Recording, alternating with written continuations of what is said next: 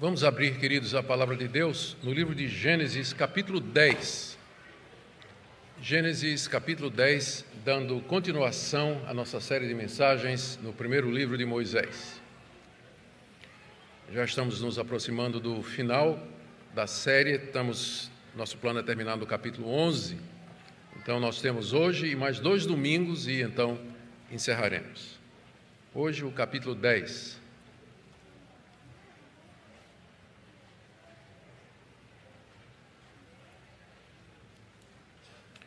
Gênesis 10, de 1 a 32.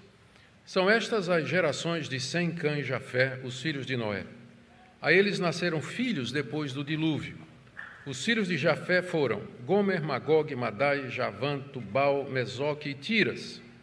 Os filhos de Gomer foram Askenaz, Rifate e Togarma. Só aproveitando, se você está procurando um nome aí para o seu bebê, tem uma lista aqui maravilhosa. 4. Os filhos de Javã foram Elisá, Tarsis, Quitim e Dodanim. Esses repartiram entre si as ilhas das nações nas suas terras, cada qual segundo a sua língua, segundo as suas famílias em suas nações. Os filhos de Cam foram Cuxi, Mizraim, Put e Canaã. Os filhos de Cuxi foram Sebá, Avilá, Sabtá, Ramá, Sabtecá, e os filhos de Ramá, Sabá e Dedã. Cuxi gerou Nimrod, que começou a ser poderoso na terra. Foi valente caçador diante do Senhor, daí dizer-se, como Nimrod, poderoso caçador diante do Senhor. O princípio do seu reino foi Babel, Ereque, Acade e Calné, na terra de Sinar. Daquela terra ele foi para a Síria e edificou Nínive, Rebote-Ir e Calá, e entre Nínive e Calá a grande cidade de Rezém. Mizraim gerou Ludim, Anamim, Leabim, Naftuim, Patruzim, Casluim, de quem descendem os filisteus e Caftorim. Canaã gerou Sidom, seu primogênito, e Ete, e também os jebuseus, amorreus, gigazeus, heveus, arqueus, sineus, arvadeus, zemareus e os amateus.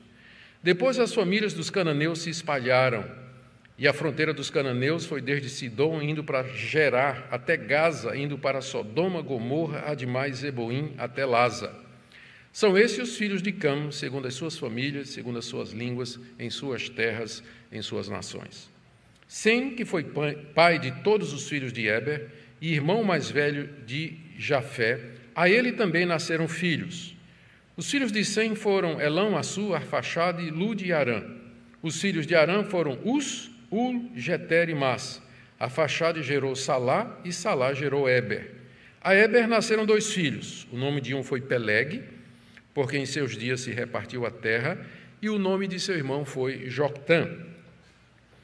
Joctã gerou Almodá, Selefe, Azarmavé, Gerá, Adorão, Uzal, Dicla, Obal, Abimaé, Sabá, Ofir, Avilá e Jobabe. Todos estes foram filhos de Joctã. E habitaram desde Messa, indo para Cefar, montanha do Oriente. São estes os filhos de Sem, segundo as suas famílias, segundo as suas línguas, em suas terras, em suas nações.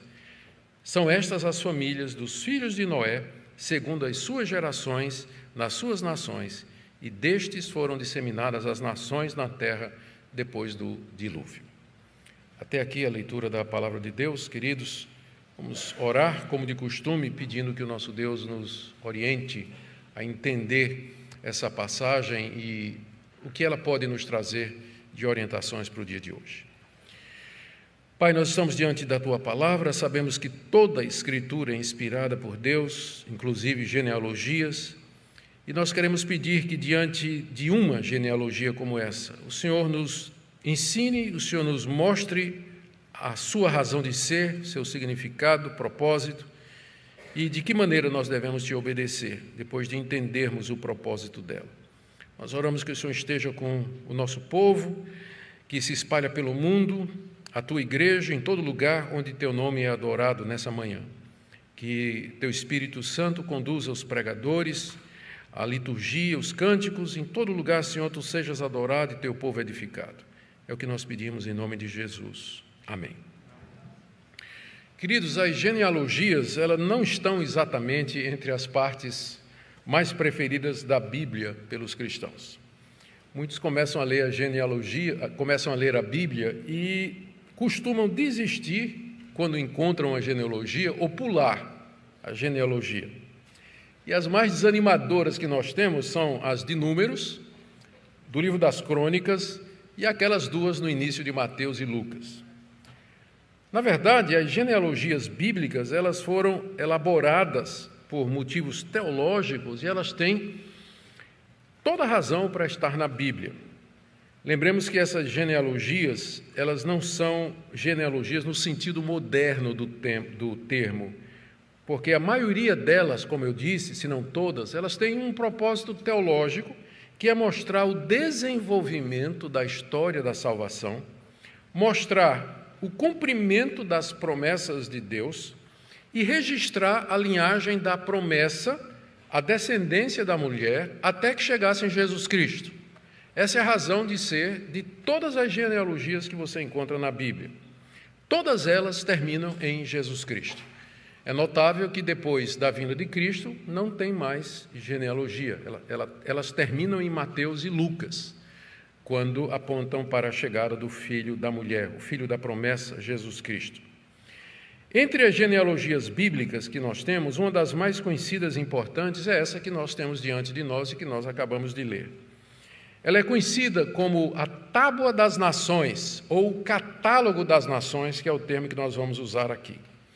E dentro do plano do livro de Gênesis, é a quinta geração narrada por Moisés. Veja como começa no verso 1, estas são as gerações. É a quinta vez que Moisés emprega esse termo, geração, para introduzir alguma genealogia.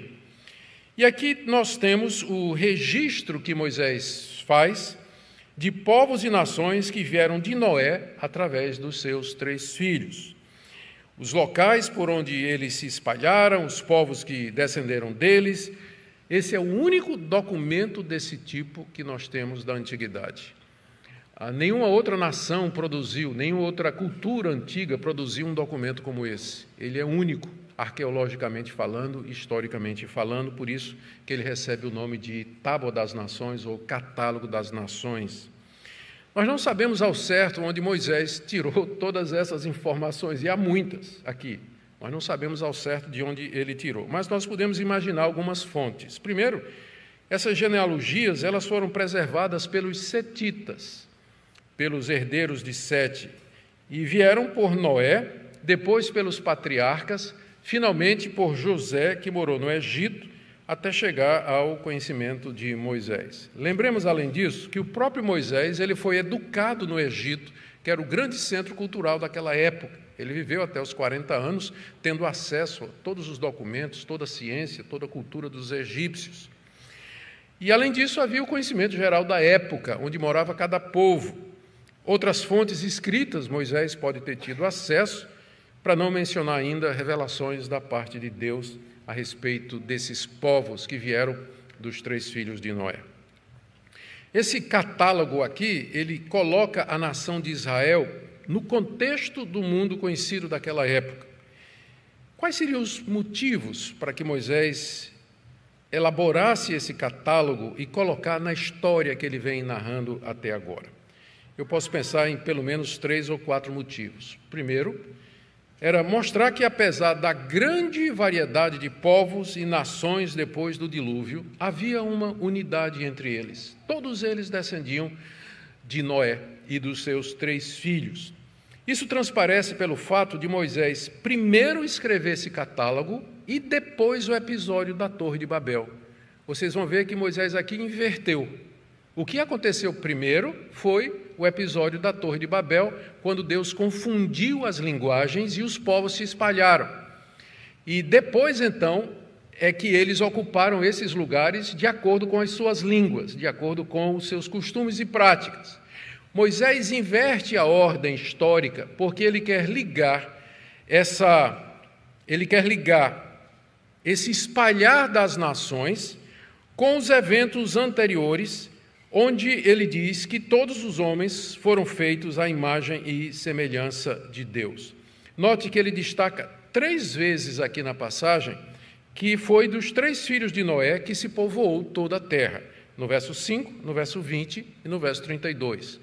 Foram destes que se povoaram toda a terra. Foram destes que se povoaram toda a terra, porque o alvo de Moisés é mostrar que todos aqueles povos do mundo, eles procediam da mesma raiz. Apesar da grande variedade, todos foram feitos à imagem e semelhança de Deus. Notemos que Israel não é mencionado nesse catálogo, exatamente porque o foco de Moisés é mostrar que Deus cuida e Ele é Senhor de todas as nações e não somente do seu povo escolhido, mas Ele domina sobre tudo e sobre todos. E é interessante também, já que estamos falando de omissão, que o nome de Deus não é mencionado nenhuma vez nesse capítulo, a não ser quando é dito assim, que grande caçador diante do Senhor. Ali aparece o nome de Deus, mas num provérbio, é um provérbio que a gente vai examinar daqui a pouco. Mas Moisés não se preocupa em dizer Deus espalhou, Deus fez isso, Deus mandou para tal lugar, porque o alvo é esse aqui. O propósito, eu penso, primeiro, é esse. Diante dessa variedade aqui, nós podemos ter certeza de que há uma unidade essencial na raça humana. Todos eles vieram de Noé e dos seus filhos. Portanto, nós compartilhamos o mesmo sangue, somos da mesma raça, somos todos iguais da perspectiva bíblica. Deus é Deus de todas as nações. Uma segunda razão que eu creio que está muito claro aqui no catálogo, é a razão pela qual Moisés escreveu, é mostrar o cumprimento daquela ordenança que ele deu a Noé e seus filhos quando saíram da arca. Capítulo 9, verso 1. Deus os abençoou e disse: sejam fecundos, multipliquem-se e encham toda a terra. E foi isso que Noé e seus 3 filhos fizeram, à luz do relato aqui do capítulo 10. É claro que esse processo de migração aqui, todos esses lugares, isso aqui levou bastante tempo para acontecer, mas mostra aquilo que Deus disse a Noé e seus filhos quando saíram da arca: sejam fecundos, se multipliquem e ocupem toda a terra. São 70 pessoas mencionadas, na verdade são 70 pessoas, lugares e grupos mencionados no catálogo. Esse número 70 é curioso porque ele demonstra completude. Provavelmente o catálogo não é exaustivo, mas Moisés escolheu e selecionou aqueles povos que ele queria mencionar, aqueles lugares e aqueles eventos, por causa do relacionamento deles com a nação de Israel, que é o que eu vou daqui a pouco demonstrar também. Para Jafé são 14 registros, para Cam são 30 e para Sem são 26.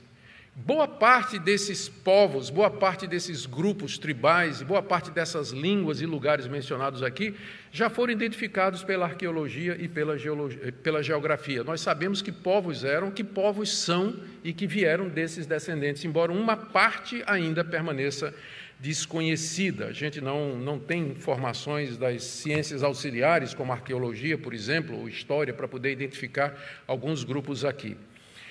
Mas, em linhas gerais, tomando Canaã, lembra que Moisés, quando proferiu isso aqui, quando escreveu isso aqui, ele estava lá na entrada da terra de Canaã, tomando Canaã como referência, em geral, os descendentes de Jafé, eles foram para o norte e nordeste, que é a região da Ásia Menor e da Europa.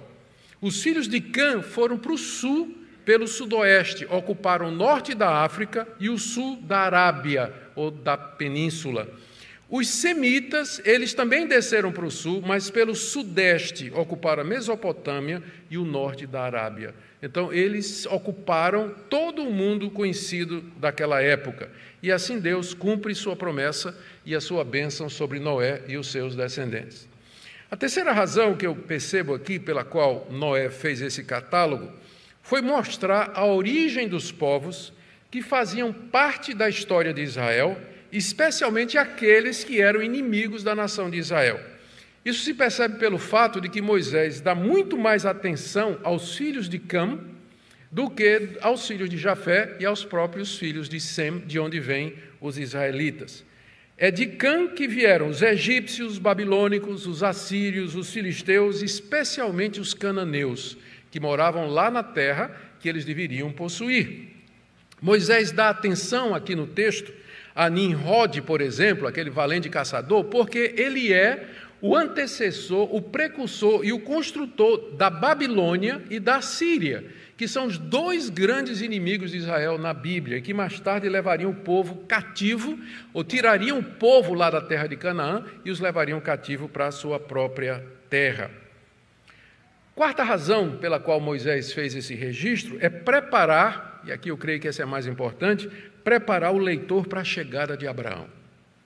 A chegada de Abraão, com quem Deus vai fazer uma aliança, e que vai ser o próximo na linhagem da promessa, e que começa no capítulo 12.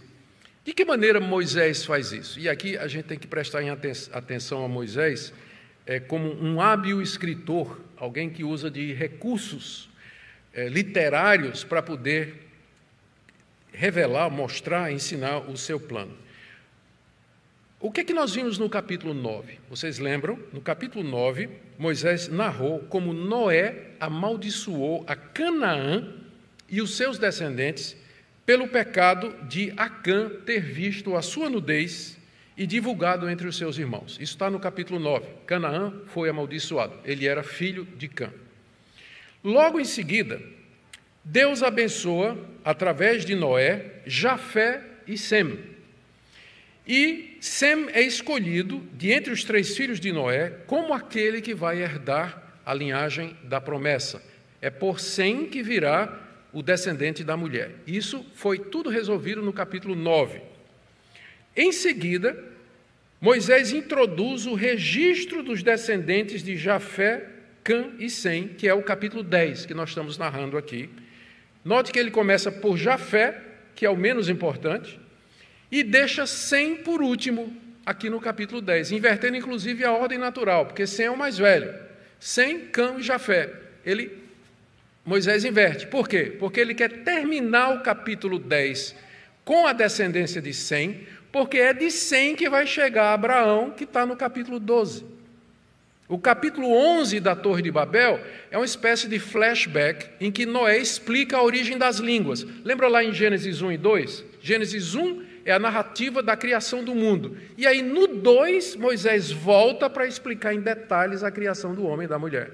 É o que ele está fazendo aqui. No capítulo 10 ele fala de como as nações se espalharam, dando ênfase aos descendentes de Sem. E aí ele, no capítulo 11, narra um pequeno detalhe, né? De onde vieram as línguas, que é exatamente a Torre de Babel, que cronologicamente acontece antes do capítulo 10. Então a sequência histórica é capítulo 9, capítulo 11, capítulo 10, capítulo 12. Então esse arranjo é feito para destacar a linhagem santa que vai terminar lá em Abraão. Vai terminar em Abraão. E, na verdade, vai começar com Abraão. Vejamos então agora essa narrativa em mais detalhes. Eu passei a semana toda brigando com Moisés, querendo entender aqui exatamente que povos e que lugares e tudo. Não sei se eu ganhei a briga, mas o texto continua hermético. Né? Tem coisas aqui que a gente não tem, como eu disse, tem povos, línguas, lugares e referências aqui que a gente não tem ideia do que é que Moisés de fato... Ideia a gente tem, mas não tem certeza daquilo que Moisés queria dizer.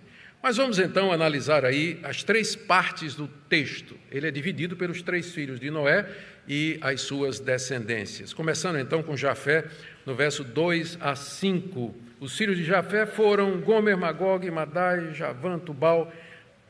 A lista já está aí, nós não vamos repetir, só lembrando o que diz no verso 5, estes repartiram entre si as ilhas das nações nas suas terras, cada qual segundo sua língua, segundo as suas famílias e suas nações. Embora Moisés, como eu disse, ele está seguindo aqui a ordem dos filhos de Noé, ao contrário, né, do menor para o maior, porque a ênfase vai ser em Sem lá no final. E embora Jafé tenha sido filho do meio, ele e seus descendentes são mencionados primeiros. Seus descendentes tiveram, histórica e geograficamente, pouca relação com os israelitas. Os filhos de Jafé, eles foram para o norte, ocuparam lá a região da Europa e da Ásia Menor, e na história bíblica não há interação entre os descendentes de Jafé e os de Sem. Eles ocuparam os locais mais distantes de Israel, como nós falamos. Há uma observação aqui que Moisés faz para localizar esses povos descendentes de Jafé. Ele diz no verso 5 que eles se tornaram eles repartiram entre si as ilhas das nações nas suas terras, ou seja, eles se tornaram um povo marítimo, eles foram habitar no litoral e nas ilhas do Mediterrâneo. Lembrem que, para o judeu, qualquer terra que pudesse ser acessada pelo mar Mediterrâneo era considerada uma terra marítima, era considerado litoral. Então, foi para litorais que os filhos de Jafé formaram seus clãs e povos conforme os locais que ocuparam e as línguas que falavam na época que Moisés escreveu. Como eu disse, ocuparam a Europa e a Ásia Menor, onde mais tarde o apóstolo Paulo haveria de fazer as suas 3 grandes viagens missionárias. Dos nomes mencionados aqui, que eu não vou repetir, nós podemos identificar alguns povos: medos, turcos, armênios, gregos, espanhóis, moradores da ilha de Chipre, cretenses e vários outros. Eles são descendentes dos filhos de Jafé, ou seja, toda aquela região da Europa e mais especialmente a Ásia Menor. Os gregos são descendentes de Jafé. E aqui uma curiosidade: é a primeira vez que aparece na Bíblia a palavra nações, gentios, palavra hebraica goim, uma distinção que já tinha na época em que Moisés escreveu. Lembramos aqui aquela profecia de Noé no capítulo 9, quando ele disse que Jafé, os gentios, Europa, Ásia Menor, os gregos, eles seriam recebidos na tenda de Sem, de onde veio Jesus, o Messias, profetizando a entrada dos gentios na igreja. E foi talvez a isso que Isaías se referiu quando profetizou no capítulo 42, verso 4. O servo do Senhor não desanimará, nem será esmagado, até que estabeleça na terra a justiça, e as terras do mar aguardarão a sua doutrina. Talvez é a isso que o profeta Isaías se refira. Mas esses são os descendentes de Jafé, povos marítimos, ocupando a Ásia Menor e a Europa. Em seguida, Moisés se move para o registro dos descendentes de Cã, que é o registro maior, que vai do verso 6 até o verso 20, e que eu vou dispensar a leitura, não é que eu vou apenas destacar os pontos. Cã era o filho mais moço de Noé, foi ele que viu a nudez do seu pai e que teve seu filho Canaã amaldiçoado por Noé para ser escravo de Sem de Jafé. A razão pela qual ocupa a maior parte do catálogo é por conta do relacionamento intenso e hostil com a nação de Israel. Cã, diz aí o verso 6, ele teve 4 filhos. Cuxi, que é a região conhecida como norte do Egito, mais para o Nilo, a Etiópia. Mizraim, que se refere aos 2 Egitos, Alto Egito e Baixo Egito. Puti, que ocupa a região da Líbia, que também é uma região do Egito, e Canaã, que é a terra dos cananeus. São os 4 filhos de Cã. E o destaque vai ser para Canaã, porque é dele que virão os cananeus, que estão na terra prometida e que têm que ser desapossados por Israel para que eles possam receber o cumprimento da promessa.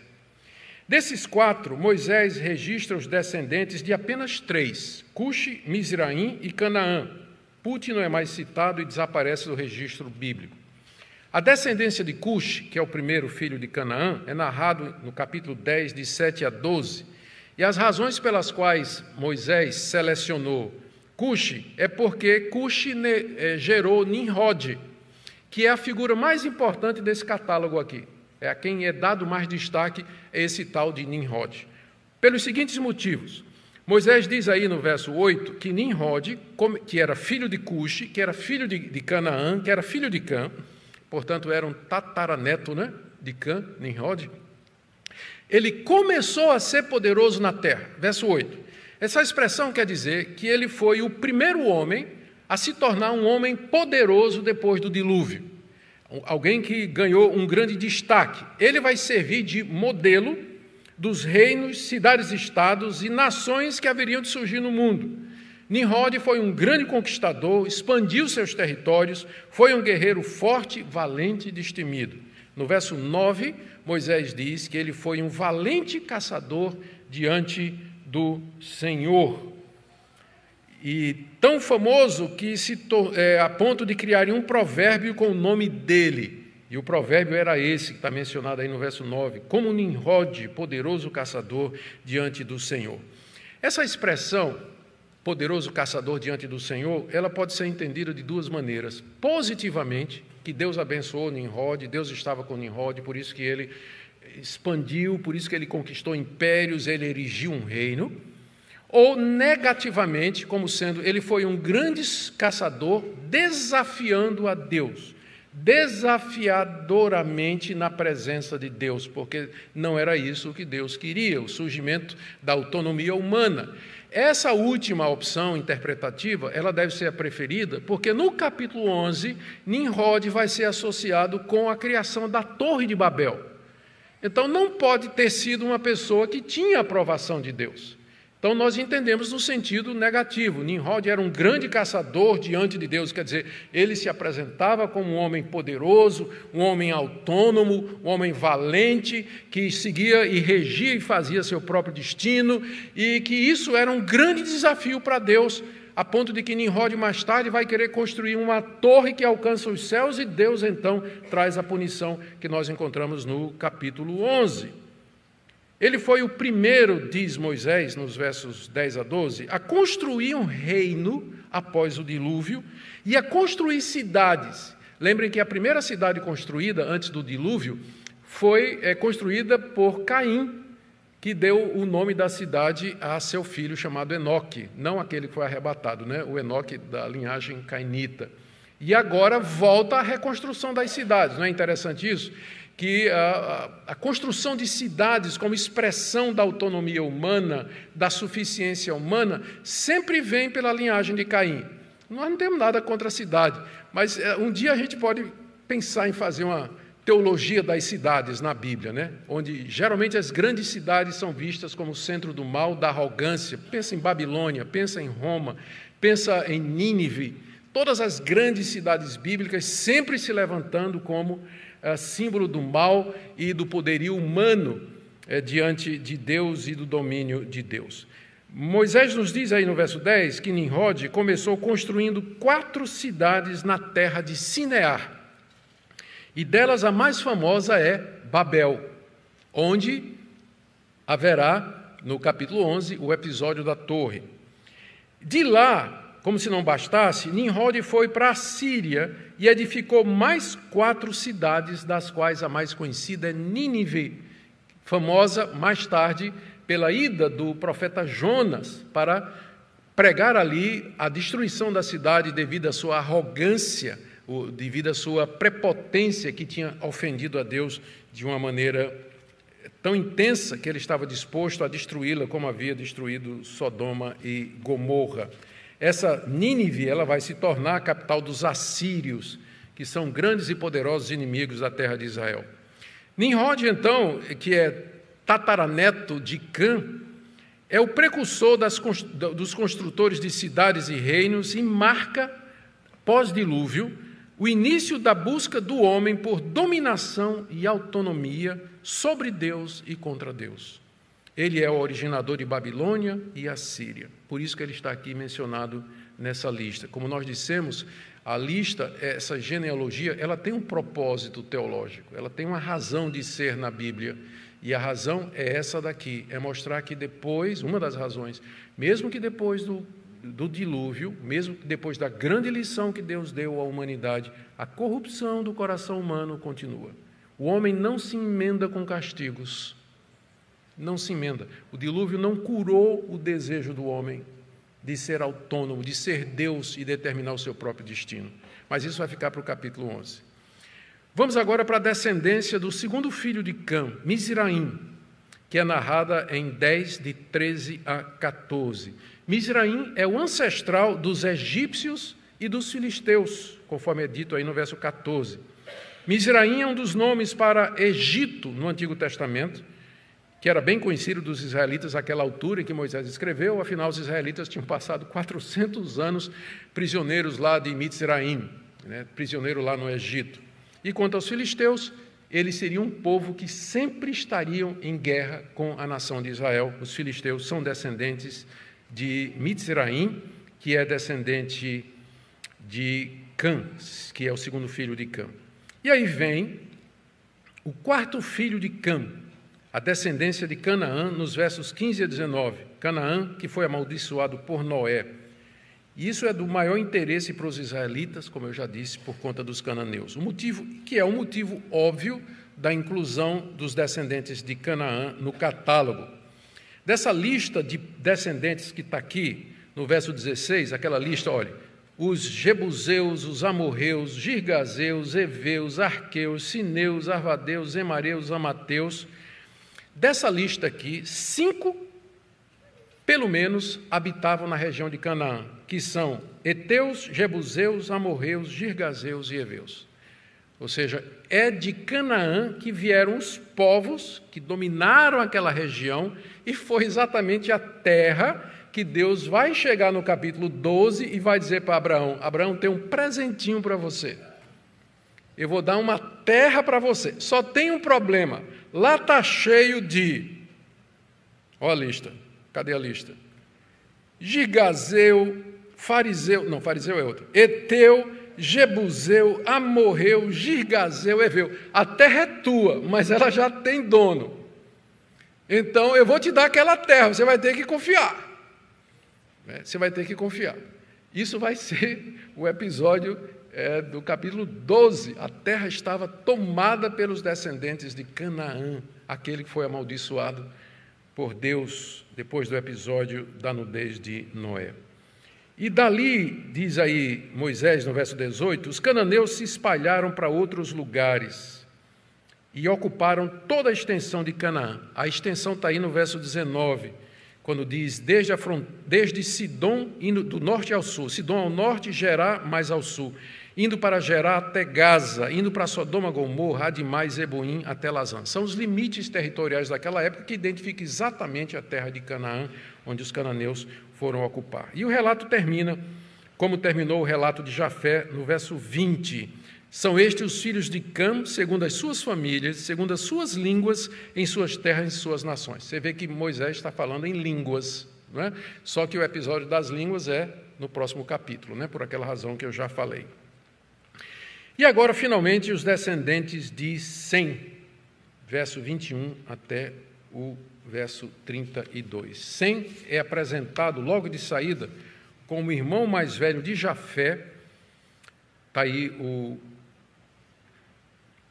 no verso 21, Sem, que foi pai de todos os filhos de Eber e irmão mais velho de Jafé, ele é apresentado assim, e também como pai de todos os filhos de Eber. Por que isso? E a razão é porque Moisés quer estabelecer uma relação estreita entre Sem e Eber, porque é de Eber que virá Abraão. E agora vocês sabem por que é que os descendentes de Abraão são chamados de hebreus. É por causa de Eber.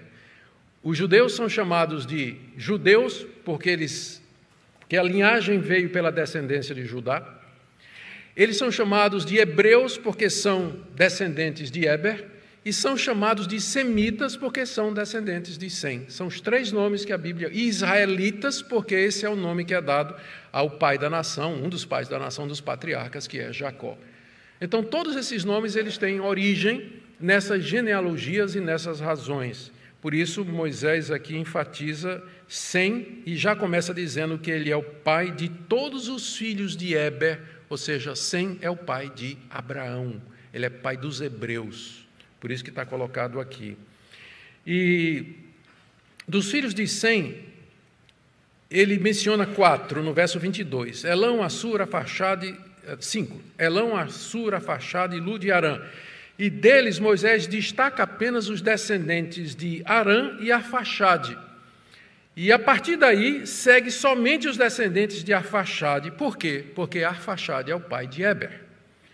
E aí Eber tem 2 filhos. Peleg e Joctã, está aí no verso 25, está vendo? Peleg significa divisão, e esse nome foi dado a ele, diz aqui Moisés, porque em seus dias a terra se repartiu. E aqui nós temos, provavelmente, o versículo mais difícil de interpretação. O que é isso? O que divisão da terra foi essa que aconteceu nos dias de Peleg? Tem algumas possibilidades, nós não sabemos com certeza qual é a correta. Alguns estudiosos acham que foi nessa época que teve um grande cataclisma geológico que separou os continentes. Você já deve ter ouvido seu professor de geografia dizer que um dia os continentes eram juntinhos, né? Mas alguma coisa aconteceu que separou. Tanto é que dá para casar a África com o Brasil, né? O contorno é muito parecido, houve isso. Então, alguns acham que está se referindo a isso aqui. Houve um grande cataclisma e que a Terra foi dividida. A Terra foi dividida. Só que o problema é que a palavra terra aqui, aliás, onde é que está o texto? É que a palavra repartiu é uma palavra hebraica que significa também espalhou. E terra, ela pode ser usada no sentido dos habitantes da terra. Então, pode significar uma divisão geográfica, como também que as nações da terra se espalharam. E se esse é o caso, a referência é a Babel. A referência é ao que aconteceu vai acontecer no capítulo 11, né? O que já tinha acontecido a essa altura. No episódio da Torre de Babel, as nações se separaram. Era um povo só, falavam uma língua só. Em Babel, Deus confundiu as línguas e os povos se separaram. Talvez foi nessa época que Peleg tinha nascido e o pai colocou o nome, então, em comemoração para lembrar aquele episódio triste de Babel. É uma possibilidade também. Ou a separação das linhagens que aconteceu entre Peleg e o seu irmão Joctã, porque a partir daí Moisés vai seguir a linha de Peleg e Joctã vai ser deixado de lado. Então alguns acham que é mais uma daquelas separações que Deus faz na genealogia para preservar a linhagem da promessa. Teria sido isso. Eu pessoalmente quero acreditar que a melhor explicação aqui que é uma referência ao episódio da Torre de Babel. Sem negar que, a alguma certa altura, pode ter havido um grande cataclisma geológico que deu a configuração que nós temos hoje do nosso planetinha. Mas talvez não seja uma referência a isso, mas ao episódio de Babel, que é o que está próximo, é o evento que está mais próximo e que vai acontecer em seguida e que espalhou e fez a divisão dos povos por toda a terra. Há duas referências bíblicas que apontam para esse evento. Uma, Deuteronômio 32:8. O próprio Moisés, escrevendo mais tarde, ele diz: quando o Altíssimo distribuía as heranças às nações, quando separava os filhos dos homens uns dos outros, fixou as fronteiras dos povos segundo o número dos filhos de Israel. Pode ser uma referência muito clara a essa divisão que aconteceu. Ou, veja, Paulo pregando em Atenas, capítulo 17 de Atos, ele diz: de um só homem, Deus fez todas as nações para habitarem a face da terra, havendo fixado os tempos previamente estabelecidos e os limites da sua habitação. Ou seja, qualquer que tenha sido a natureza do evento, as seguintes verdades permanecem. A divisão e separação dos descendentes de Noé foi uma obra de Deus. Segundo, ao fazer isso, Deus estava estreitando cada vez mais a linhagem da promessa e focando numa descendência. Terceiro, em tudo isso ele estava mostrando que ele é Senhor da história, Senhor da geografia e que governa sobre todas as nações. Quanto a Joctã, diz aí o texto de 26 a 29, ele teve muitos filhos, foram habitar na região montanhosa de Cefar, no Oriente, e o relato termina como termina o relato de Jafé e de Cã, dizendo, segundo as suas famílias, suas línguas, suas terras e suas nações. E aqui termina a genealogia dos 3 filhos de Noé, e vem o término do catálogo no verso 32, que é um resumo que Moisés faz, dizendo assim: são estas as famílias dos filhos de Noé, segundo as suas gerações, nas suas nações, e desses foram disseminadas as nações na terra depois do dilúvio. Vocês entenderam porque é que eu passei a semana brigando com Moisés, não é? A respeito desse texto. Pregar um sermão aqui é como tirar água da pedra, né? Mas vamos lá, o que é que a gente pode aprender com tudo isso? Primeiro, a base pela qual, aqui nós temos a base pela qual nós devemos preservar, lutar e buscar os direitos civis fundamentais para todos os membros da raça humana, todos os povos, línguas e nações do mundo. Por quê? Porque somos todos descendentes de Noé e de seus filhos. Por esse texto aqui, você e eu somos iguais. Nós somos irmãos. participamos da mesma humanidade, em nós corre o mesmo sangue, partilhamos a mesma imagem de Deus, e é isso que dá valor, dignidade a todos os seres humanos. E é com base nisso que nós podemos lutar contra o racismo. Faz sentido racismo à luz disso aqui? Faz o menor sentido. Todos os povos, eles vieram da mesma raiz, do mesmo tronco. Então, essa é a base que você tem, que o cristão tem, e é a melhor base que há, para a gente lutar contra o racismo, lutar contra a opressão social, a desigualdade, toda forma de escravidão, exatamente porque nós fazemos parte de uma mesma raça. Eu sei que há muitos grupos, há muitas ONGs, há muitas instituições, pessoas que colocam como seu ideal na vida lutar pela igualdade, lutar contra o racismo e tudo, mas se você for procurar qual a razão para isso, qual a base epistemológica, ideológica, filosófica para isso, você vai ver que eles não têm. Mas o cristão tem. O cristão sabe de onde veio a raça humana. O cristão sabe o que é o ser humano. E porque ele sabe disso, ele tem que estar sempre pronto para preservar o valor e a dignidade do ser humano, ainda que ele esteja num estado de queda. Ainda que ele esteja num estado de queda. Caiu em pecado quando o nosso primeiro pai caiu. Segunda lição que eu creio que a gente pode tirar desse texto é a permanência da tendência do coração humano, corrompido pela queda, de sempre destronar a Deus, assumir o papel de Deus e determinar o seu próprio destino. Esse é o pecado, esse foi o pecado, essa é a essência do pecado lá no Jardim do Éden. E ele continua marcando a nossa raça. Caim inventou sua própria religião, Lameque, seu filho, redefiniu o casamento. Dos descendentes de Caim vieram aqueles gigantes, valentes, homens de renome, poderosos antes do dilúvio, que mancharam toda a terra com sangue. De Cã vem Nimrod, que vai na mesma linha, começa um reino, começa a construir cidades e um império, e finalmente uma torre para chegar nos céus. É a mesma coisa hoje. Vocês acham que hoje é diferente? Só que dessa feita, a humanidade sem Deus tenta destronar a Deus, tomar o lugar de Deus, em nome de uma compreensão materialista e naturalista do que é ciência, a nova divindade da humanidade, desde o surgimento do iluminismo no século XVII. Em nome da ciência, o homem quer destronar a Deus, quer gerir seu próprio destino, quer estabelecer a moral, quer estabelecer os valores, o que é certo, o que é errado, como nós devemos viver e nos comportar, relegando Deus a um papel secundário quando não existente.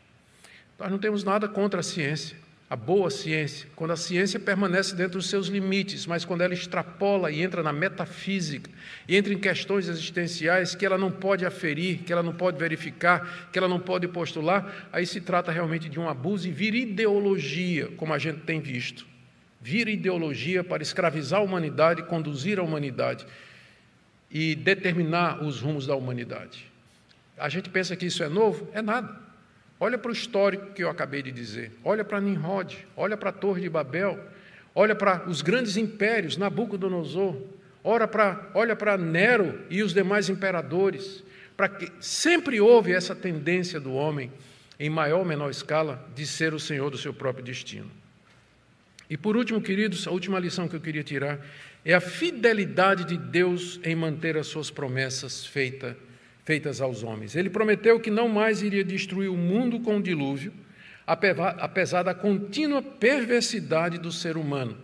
Aqui no capítulo 10, no catálogo das nações, nós vemos as nações se espalhando, fazendo suas cidades, criando suas culturas, se organizando em países, fazendo as suas cidades, e Deus não intervém. Ele só vai interferir em Babel. Mas mesmo assim é um juízo local que depois vai afetar a humanidade toda. Mas o mundo não foi destruído, apesar de Babel. Não foi. Deus mantendo a sua promessa de que Ele não vai mais destruir o mundo como Ele fez com o dilúvio. Também a promessa de que Ele preservaria uma linhagem da promessa em meio a tanta confusão, caos moral, social, geográfico e político, que é o capítulo 10. Ainda assim, você percebe o fiozinho, o rastro da fidelidade de Deus, separando de entre filhos e irmãos, ele sai separando um, separando o outro, mais aqui outro, a descendência desse vai chegar em Abraão, que vai chegar em Davi e que vai terminar em Jesus Cristo. E hoje nós podemos louvar a Deus porque Ele mandou aquele homem que haveria de triunfar de maneira final sobre o mal que entrou no mundo com a queda. Nós podemos louvar a Deus porque Jesus Cristo já veio. Todas as genealogias da Bíblia apontam para o Senhor Jesus. E nós vivemos numa época privilegiada, quando podemos ver o cumprimento de todas elas, conforme os evangelhos nos relatam. Louvemos a esse Deus, queridos, sirvamos a Deus, enchamos nosso coração de esperança, de confiança, sabendo que Ele é fiel e que Ele vai cumprir todas as suas promessas como fez até agora, aguardando nós a vinda do Senhor Jesus e o novo céu e a nova terra, onde habita a justiça. Amém? Vamos ficar em pé e vamos orar, encerrando assim esse culto de louvor ao nosso Deus.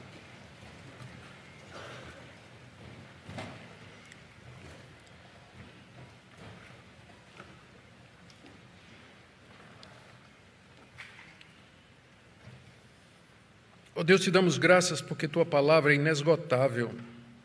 Obrigado, Senhor, ela é tão misteriosa, profunda, e nós mal podemos catar algumas pepitas de ouro, sabendo que há sempre um grande tesouro disponível.